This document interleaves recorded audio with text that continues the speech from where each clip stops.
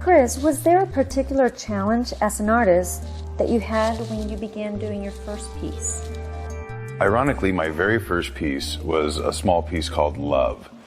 And Love was made out of elements that I had used just prior to building it when I was building an exhaust system for a motorcycle that I built for myself. So once I got the form, it was exactly the same as building the exhaust system for the Harley. So there was really no challenge at all. It was a very, very flowing technique and process to go into something that didn't necessarily have function, just form. And you said that the piece was called Love. Why did you give it that name? The piece actually, again, it's about 12 inches tall, and it looked like a heart out of stainless steel mirror finish tubing. Nice, nice. Is there a general concept or goal when you begin sculpting? Most of the time I will do some type of a drawing, and I'll have an idea in my head of what it is that goal is. Several times though, during the construction process and just the whole process, the piece will, believe it or not, kind of take on a life of its own, and it will start taking a direction slightly different from my intent, but typically its direction, believe it or not, is better than the original intent that I had for it. So there is a metamorphosis that happens during the construction phase of every piece I've found, and it always seems to be for the better. And you always see that there's a development from the moment that you envision it to the time that it came to a completion. Absolutely. The development actually, again, this metamorphosis, this development, it just, it ends up almost every time being more than I ever thought it could be. Interesting. Was it the personal connection that you have had with any particular piece? What has been that personal connection? It's, you know, when I saw that question, I was like, every one of them has a personal connection. From the very first piece, Love, again, some of my background is motorcycles and hot rods and boats and this kind of stuff, and usually really high-end vehicles where there's a lot of metal fabrication that has to be very precise. So I'm a very passionate person, and I would follow my heart to the end of the earth and jump off if it told me to. And when I did Love, again, being my first piece, and after showing this to people and explaining to them how it was made and that it was fabricated, welded, cut, welded, sanded, polished, as opposed to hot metal poured into a mold, people were just beside themselves. They couldn't understand that you could make fabricated metal look like this. And give it beauty. And give it beauty, yeah. And so every piece that I make, just because I put so much time and effort and love into it, they're all like my kids. And you know, it's a bittersweet when an acquisition is made, because I'm excited that somebody else is going to be able to enjoy my work, but I'm also a little heartbroken that it seems like one of my kids is leaving. I see. So definitely a lot of emotions is attached to all of the pieces. Every one of them, yeah. I can't disconnect that. I don't know where the plug is to unplug that aspect of it, because again, like there's another piece called Family, and it is my family that I used as my inspiration for the piece. So I mean, they're all very, very personal. Okay, you mentioned you have used different material. Which one is your favorite? I like reflective metal, and I choose to work in reflective stainless steel because it's more resilient than chrome-plated steel. And a lot of people don't realize that stainless steel can be that reflective, because not a lot of people will take the time to make it reflective. And it's been said by a lot of my friends in town that know my work and that have been following me for some time, that I have more patience than all of the doctors in Las Vegas combined. And patience is what really brings forth some of the finishes that I am striving for. So definitely a lot of time invested in creating that look. Absolutely. Okay. How would you describe your art? I would say that it's abstract contemporary. Some of the pieces I do like to have a little bit more of a definition in, but still staying true to abstract contemporary. I think that as far as like a classification, that would be the most fitting one in my personal opinion. Are the themes specific or random concepts? When you think of a piece, how would you describe that you get in tune to creating that piece? The themes are all actually very different, and when I first really put the effort that it takes to put together a body of work, it was shortly after building my home in 2009, 2010, and I was really jumping around quite a bit in different processes, different mediums. For instance, painted aluminum versus aged steel versus polished stainless steel. Now they're all metal, but all very different processes. And so I had somebody tell me that I needed to do things that were more systematic, that where 2 or 3 or even 4 pieces could have relationship to one another as a series. And so I started doing that, and I've done that a few times with a couple of different pieces that I've got. They have like a precursor, and then they'll have a post piece as well. Family is one of them. So I really like the idea of doing a lot of different kinds of mediums, but then also having, several that can be relatable to one another. Interesting. Is there a specific light or work area that is standard to your process? Because of what I do, I have certain power consumption needs and lots of equipment. A lot of equipment. There's things from the metal finishing to the cutting to the welding and the sanding, and I mean, there's things that I have to actually still farm out. So my work facility is located right behind my house, and it is a very large open air kind of studio. Not to say that it's outdoors, it just has a really, really tall ceiling.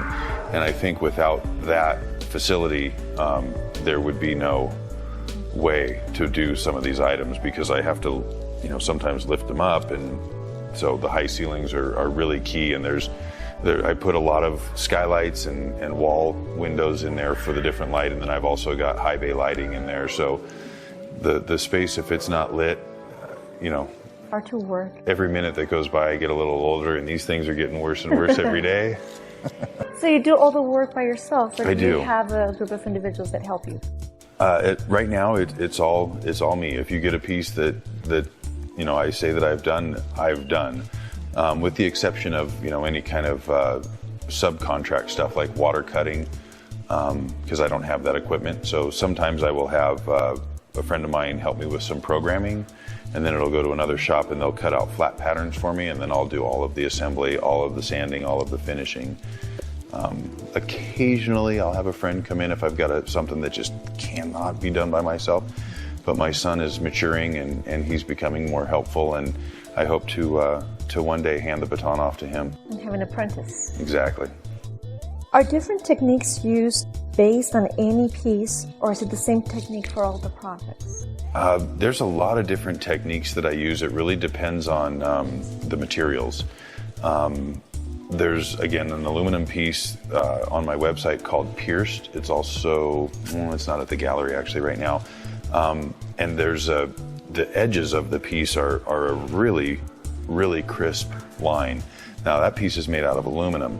So instead of, when I do, just a very, very different technique. And then aluminum I like to paint because it doesn't hold a shine quite like stainless steel.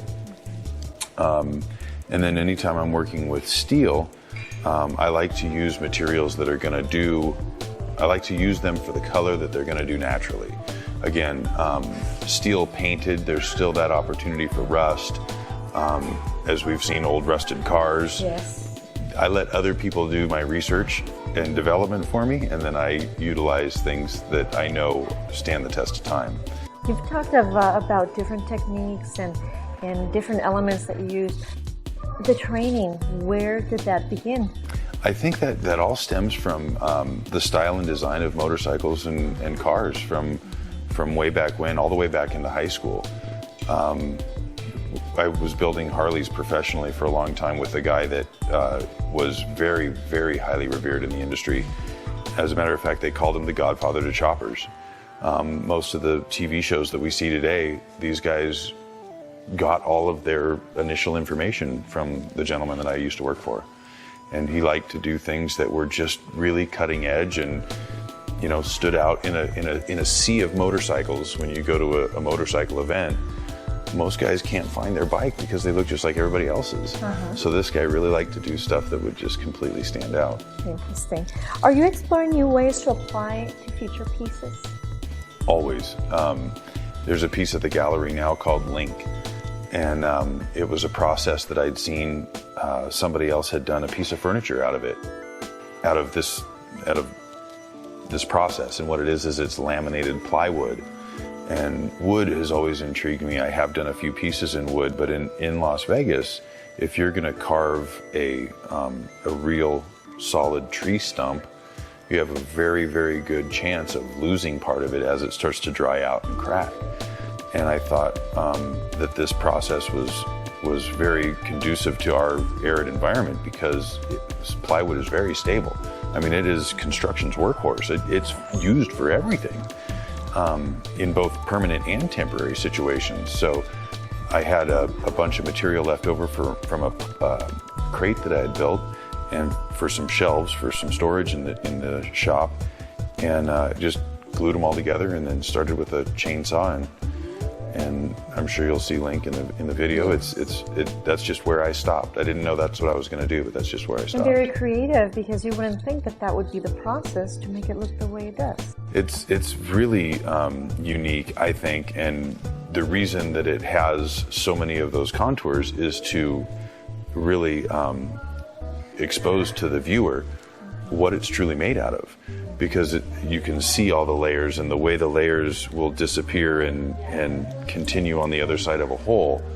I just find that intriguing, and it's just really fun for me to look at, and I thought if I like it, that... And it shows. I mean, it shows that you have this sense of admiration for the work that you do, and passion and love, which obviously is reflected in the pieces that you created. Thank you. Chris, what is the goal that you strive to achieve with each one of the pieces that you create? I think my primary goal in everything that I do is to try to make it look like it is not man-made. And when I say that, usually when you look at something that's made by a human being, you can tell, you know, where welds are, where they start and stop. There's like just little imperfections here and there. And I know that perfection is unattainable. You cannot do it, because I've had this debate with several people that look at my work and they say that, well, I think your work is perfect. And I say, well, thank you, but what you're truly saying is that you think it's beautiful. And I'll take the compliment, but what perfection means is flawless in the eyes of everyone who beholds it. And if I'm one of those people that behold it, as a true perfectionist, I'll find something that, you know, could have been better. And if you find something, and my work included, I'm not standing apart from that. But my goal is to make people just, wow, how did they do this? Yes. That's my goal. And we talked about beauty. So with so many perceptions about beauty in the sculpture, what is the impression of the piece, of the net result? You know, what I really, really want people to do when they look at my work, because it's abstract, is to possibly start a conversation. Because, for lack of a better analogy, let's say you and I don't know each other, and we walk up and we see a sculpture of a guy on a horse.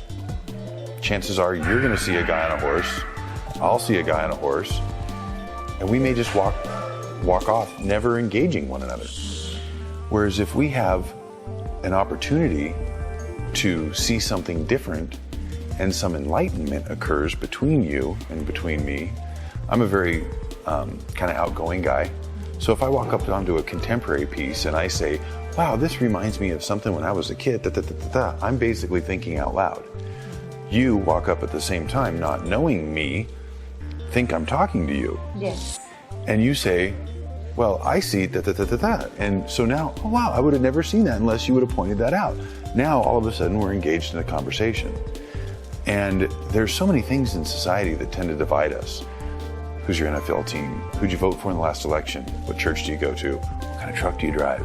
All these things just literally right down the middle, and they push us away from one another. Whereas I have this notion that contemporary abstract art has that potential to start conversations with people that we might not ever talk to. And it does. I mean, when you see a piece, and I have had the pleasure to look at your pieces, for example, one of my favorites is it's family. You know, and I think anybody who has a family can relate to that, and to show the love and how you have unified each one of the pieces that make and create family in your piece, you know, it brings that endearment feeling that we get as parents. So it's definitely, like you said, you know, it brings people together, and it's definitely a way to start a conversation, and even different people from different walks of life can relate to the beauty of that sculpture. And I appreciate that, and that was exactly my goal. I built that piece in a miniature version first, and my son said that this is his favorite piece. And so that's what inspired me to build the larger version. I've never done that before. I've never scaled a piece, although now I'm doing it more and more. But that was exactly the intent, is it doesn't matter if you have a family now, or if you're never going to have a family because of the walk of life that you've chosen or the walk of life that you are. But chances are you came from a family, so everybody can relate to that, because again, whether you have one now or never plan on having one, but did at one time, you know, everybody was a kid at one point in their life. And it's representative of that sentiment. Exactly. And that was the goal in that particular piece, is to really get everybody involved. Well, Chris, it's been a pleasure to get to know you a little bit more. And obviously your pieces are representation of the love and the care that you have and the passion for the creation of them. So we are glad to have gotten to know you a bit more, and we thank you for this opportunity. Thank you. I feel blessed to be able to do what I do.